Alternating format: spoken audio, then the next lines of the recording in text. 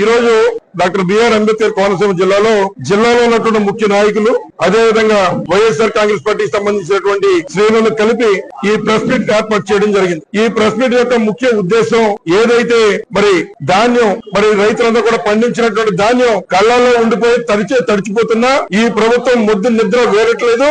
కాబట్టి ఇప్పటికే తడిచిన ధాన్యం కొనాలని, అలాగే మూసివేసినటువంటి ధాన్యం కొనుగోలు కేంద్రాలని మళ్లీ ఇమీడియట్ గా పునఃప్రారంభించాలి అని మేము డిమాండ్ చేస్తూ ఉన్నాం. ఏదైతే ఈ రాష్ట్రంలో అమరావతి పునఃప్రారంభం పేరిట చేస్తున్న అవినీతిని పక్కన పెట్టి, ఈ రాష్ట్రంలో అవినీతి పేరుతో చేస్తున్నటువంటి అమరావతిని పక్కన పెట్టి ముందు ఇమీడియట్ గా అంబేద్కర్ కోనసీమ జిల్లాలో 6 లక్షల మెట్రిక్ టన్నుల ధాన్యం పండితే కేవలం 1,34,000 కూడా పండించకుండా ధాన్యం కొనుగోలు చేయకుండా రైతులకి 1,724 రూపాయలు రావాల్సినటువంటి తరుణంలో ఈవేళ దళారులతో ఈ ప్రభుత్వం కొమ్ము కాయడం వల్ల, దళారులతో కొమ్మక్కవడం వల్ల కేవలం 1,300, 1,400కి మరి రైతులంతా కూడా ధాన్యాన్ని తెగనమ్ముకునే కార్యక్రమం జరుగుతోంది. దీని